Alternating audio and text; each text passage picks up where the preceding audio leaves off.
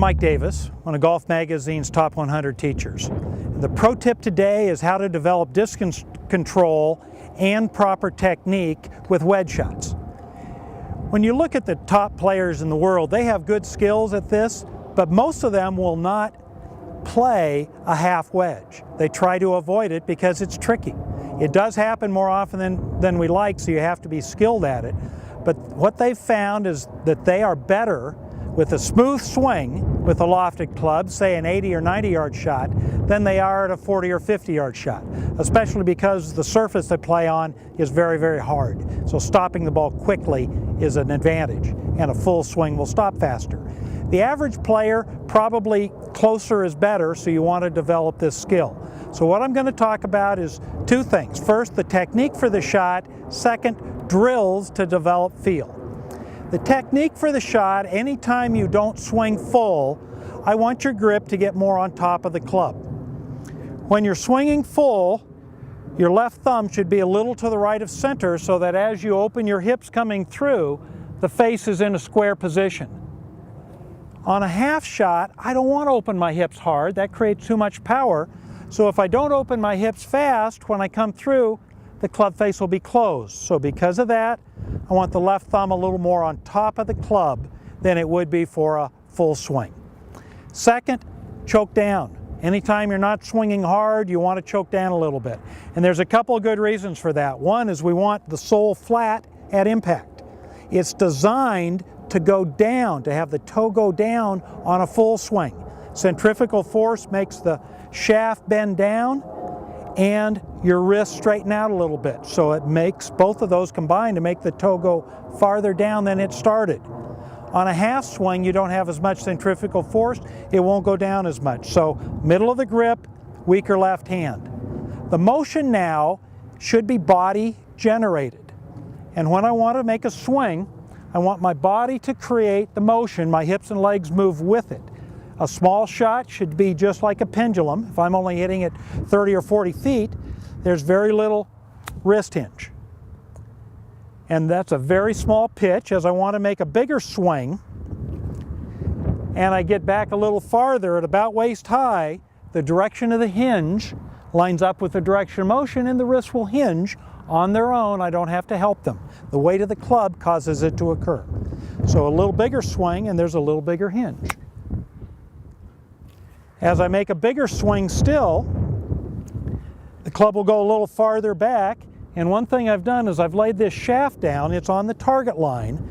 It is important that to be on plane during the whole swing, and so one end of the shaft or the other should point at the target line during the whole swing. So as I take it away, the bottom end points at it. When the wrists start to hinge, it gets higher, and now the grip end points down at the target line. So a little bit bigger swing, and the club starts to become symmetrical and get over my shoulder. So basic drill number one, make sure your technique is right. Just hit shots, getting bigger and bigger each time until you get up to a full swing. Second, learning to control distance. Once you've got the basic skill, now you need to learn how to hit the ball the precise distance you want. There's several drills that you can use. They're all good, but realize I believe distance should be subconsciously controlled, not consciously controlled. I do like swinging different size swings, like 8 to 4, 9 to 3, 10 to 2, and seeing how far the ball goes. I think that's great drills to give you a benchmark, a rough starting point for how far it goes. So if I want to swing where my left arm's at 8 o'clock, right arm's at 4, and then just see how far the ball goes with that size swing. And for me, that's about 20 yards. When I swing a little bit bigger, about 9 to 3, left arm's horizontal, right arm's horizontal, that goes about 40 yards. And then a little higher swing, trying to keep the same rhythm, and that's going about 60 yards. So they're going in different increments. So that gives me a benchmark to go through. The second drill I like to do, I just call leapfrog for no other purpose, but I like to integrate feel into distance. So I'm going to start out hitting a short shot and then try to hit each shot a little bit farther progressively. Again, taking rehearsal swings prior to each shot, looking where I want the ball to go. So I'm going to look about 20 feet out and feel how big a swing do I need for 20 feet.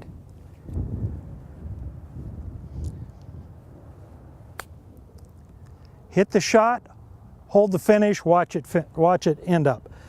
Now I'm going to try to hit it 10 feet farther. So I look at a spot 10 feet farther and try to hit it 10 more feet. Taking rehearsal swings, then a stroke and hold the finish. Now I'm going to try to hit 10 more feet.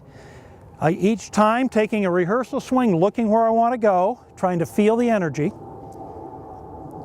that is needed to hit it the right distance.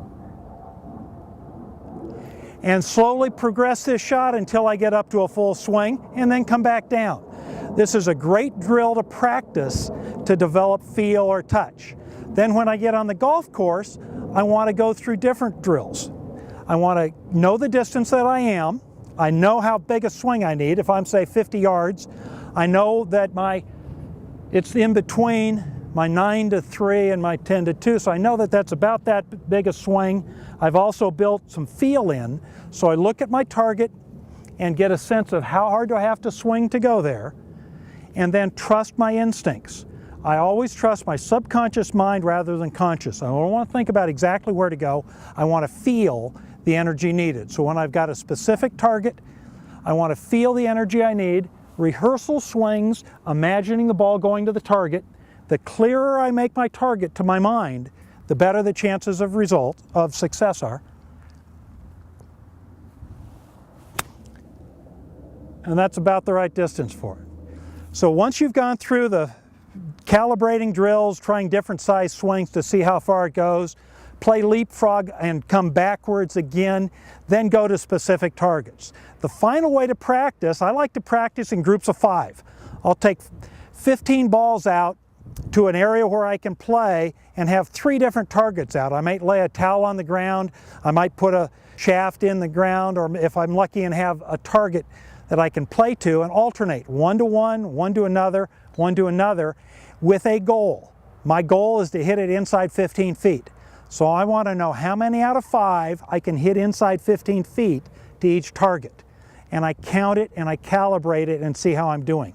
I keep track of those drills, and I'll do that when I'm practicing several times a week on wedges, several times a week, again hitting to a target with irons, to try to simulate the golf course as best I can. So basic technique is weaker grip, letting the arms be swung by the pivot, keeping the shaft on plane. One end of the shaft or the other points at the target line the whole time. Developing feel, working on different drills that give you feedback and help you get your subconscious mind dialed in to the energy you need with this club. Finally, game situation. Play to a target in a way that you measure, you have a goal you're trying to achieve, and what I've done in the past is finished with this drill, and if I didn't get 3 out of 5 inside of 15 feet to a target, I did it again. Sometimes I was late for dinner. Again, this is Mike Davis, and your pro tip of the day is how to develop touch and consistency with wedge shots.